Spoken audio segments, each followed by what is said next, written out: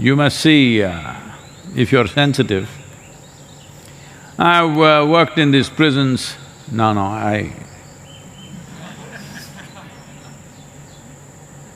I did not get admission. I went there to teach in engineering programs. At one time, full 10 days, I was there in many prisons, both in India and in United States. Well, if you look at the prison, it's pretty well organized. In fact, for a whole lot of people who come from the lower strata of society, they're dressed better than they were dressed outside. They have a better diet, they're eating better, obviously they look more healthy, and all their practices are good, all addictions are out, and everything happens on time, everything on time. And people turn on the lights for you, turn off the lights for you, like Isha Yoga Center, no?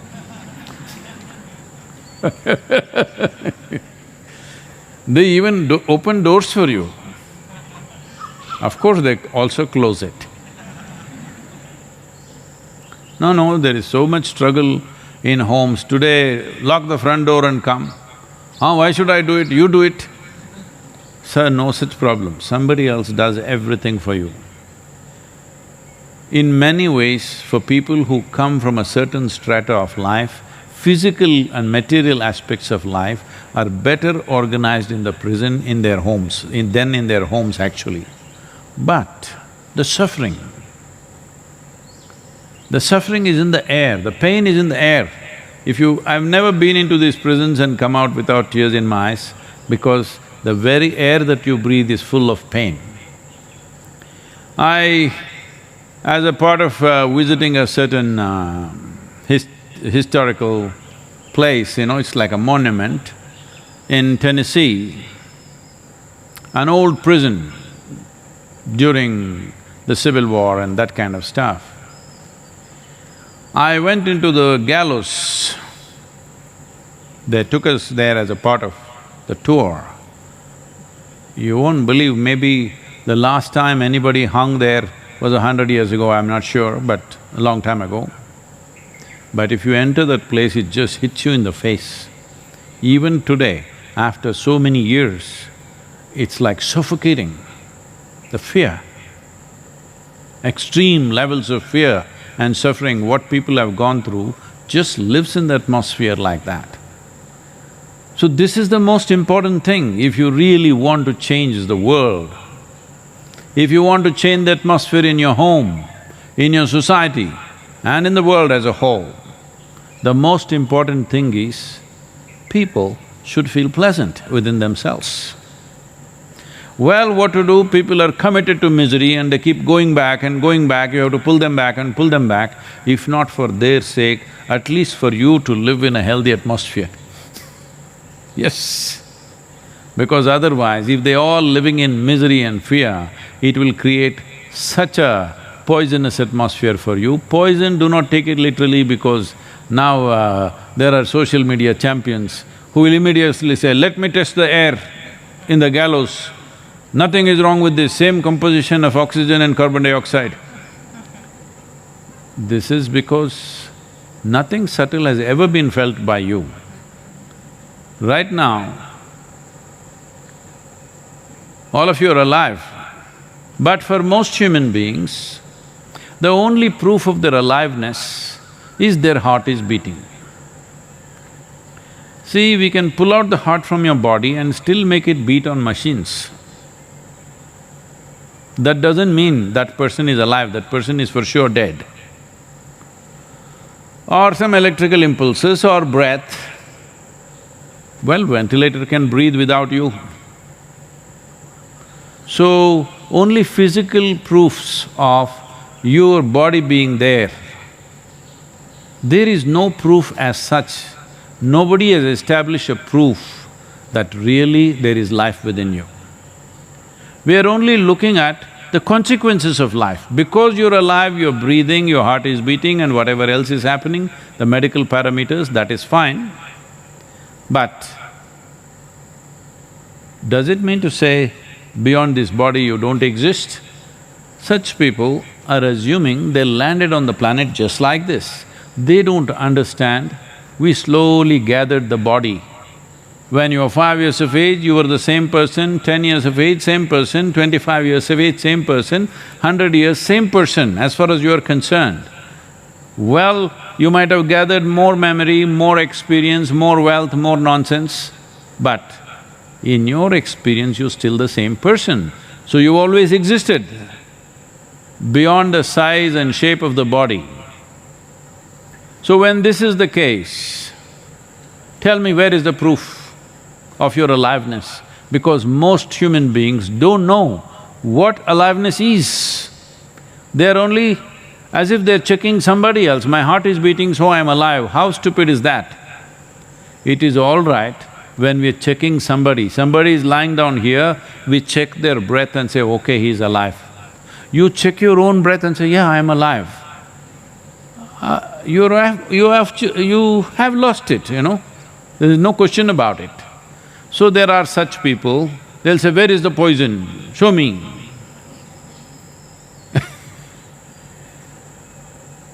So if I say, if you handle the water in such a certain ways, on the level of molecular level, it turns poisonous. Then they say, okay, I'll give you a sealed bottle, turn it into poison, let me see. Well, there are certain creatures who thrive on poison, we know that. It's not that we don't know that. But you need to understand, life need not be poisoned chemically.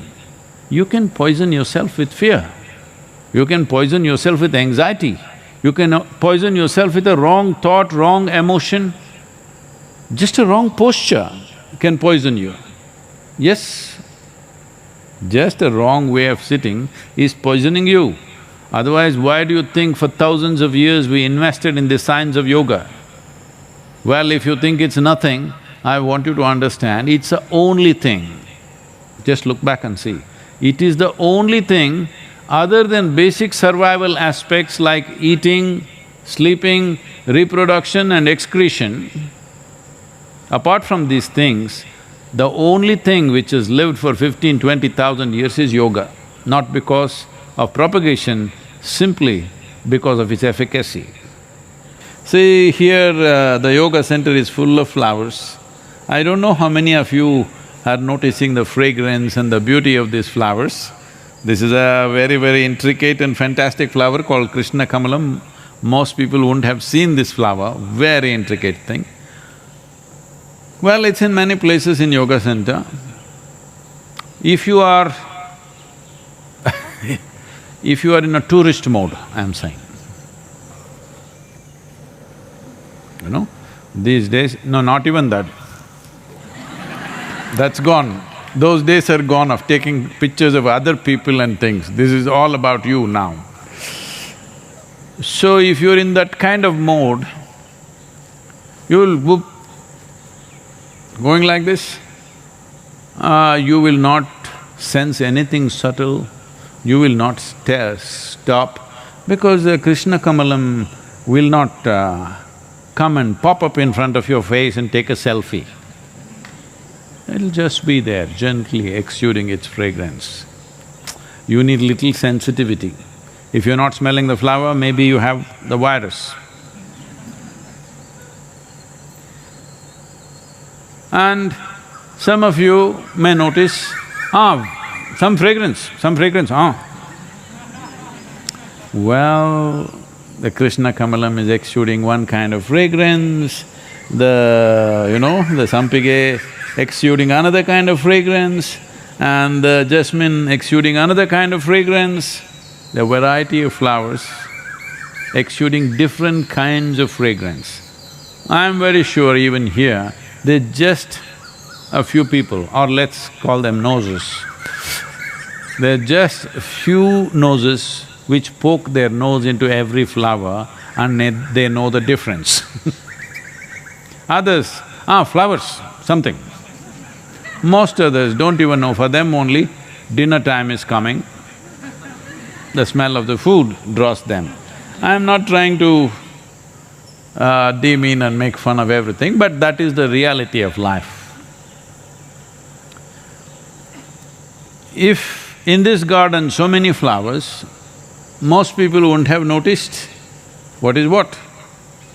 But suppose you are walking in a desert where everything is harsh, just sand. In the middle, there was just one lotus flower. Would you miss it? No way you will miss it. In a way, that is what happened to these people, Krishna. Because around situations are tyrannical, people are doing terrible things, one man rises above all those things. Not a saint who sits in the mountains, not a saint who doesn't live a life, somebody who's absolutely involved with everything, but still well above everything. Nobody could miss him. How could they miss him? He's too beautiful to be missed in that atmosphere. Well, this happened.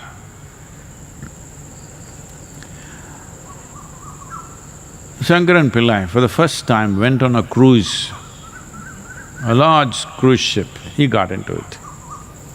First time he is at sea, a little nervous about it. However big the boat is, still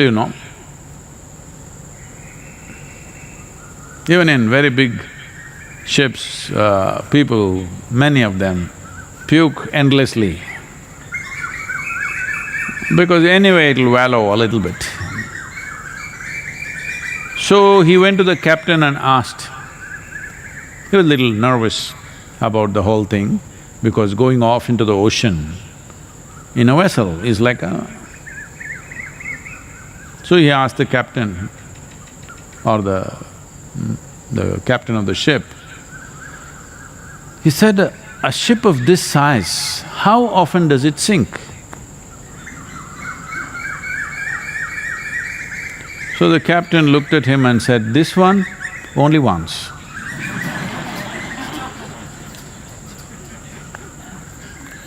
You have to sink yourself only once. You don't have to go on doing it all the time, there's no such thing. If you distance yourself from the karma-making machine, which is just your body and your psychological process, it's over, it's throwing up things, so what? Doesn't stick to you. What karma means is just this.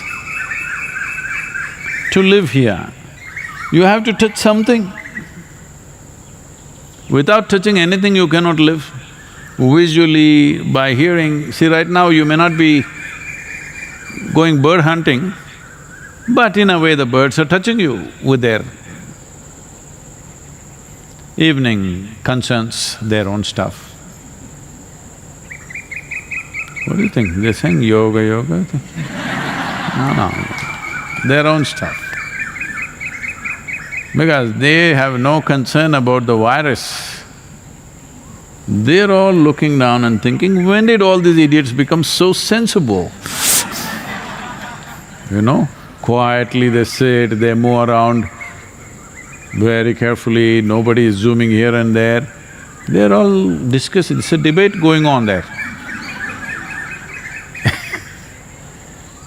When did all these idiots become this sensible? Will they stay this way or will they bounce back into their nonsense once again? That debate is going on.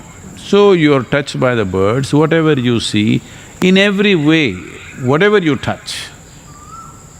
No life can happen without touching a million things a day. Now suppose we quote you with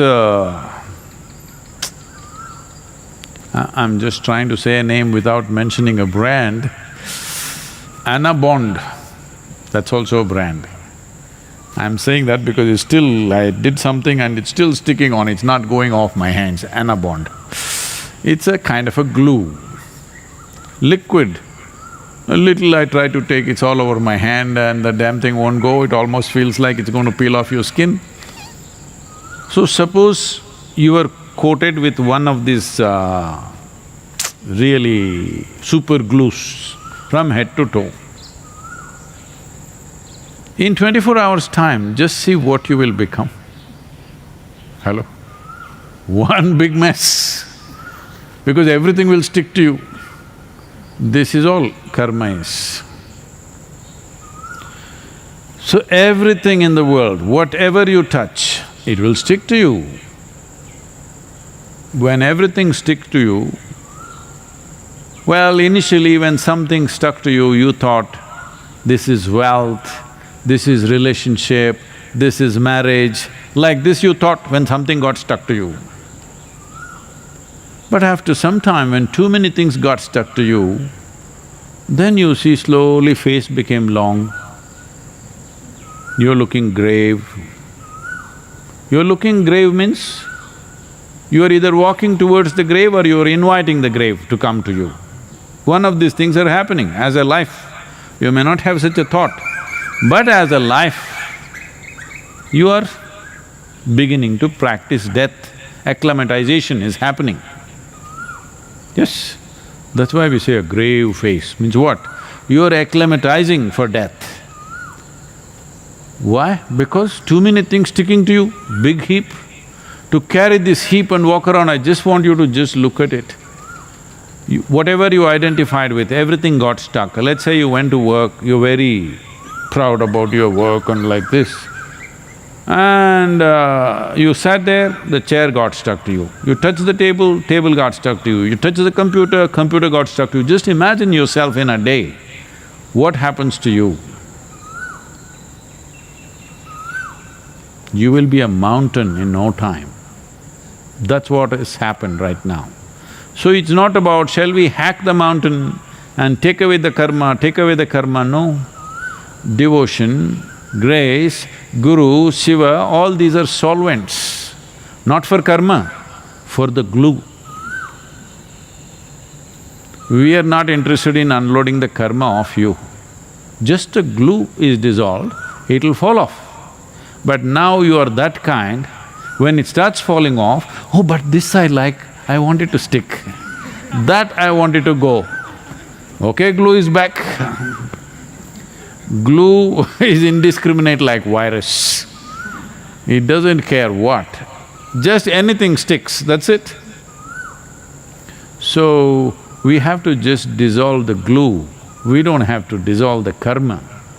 If you dissolve the glue, karma will fall off into its place.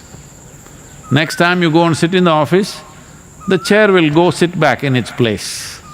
I want you to imagine you're walking with a chair stuck to you, computers hanging from your fingers, huh? That's all that's happening right now. People are carrying their job on their head, their family on their head, their world on their head, their wealth on their head. It's ugly, but what to do? In the society, certain people, if you're carrying a lot of load, they say, wow, so successful he is, he's got a mountain on his head. For all of you, what we should do is, to make you understand, I have ordered a 25-kilogram gold nugget. Gold. Hey, don't laugh, it's gold, pure gold. But you must carry it on your head, we'll fix it on your head. 25-kilogram gold nugget. Oh, people will see, what a wealthy man. Walk around and see, you will understand what is the problem of all this. So, don't go about thinking, what will do this, what will do that. All you have to do is just this. If you know how to simply sit here, like you're just born, with the intelligence of an adult, with an adult body which has its own issues, but you can sit here like you're just born. When I say just born, just born, not even eyes open. Because even that little guy, the moment he opens his eyes, meow, he will do. He's got his own stuff. When he's just born, like that if you can sit, simply with an adult body, with an adult intelligence, but not stuck to anything, simply. If you can sit here, that's it. This is what they were holding me to. Sadhguru, you said if you can simply sit with me for a moment, I will liberate you, but now you're going back on your word, 3 days ago they brought it up. I said, if you can simply sit with me, you forgetting simply. We sat here. Yes, you sat here, so what?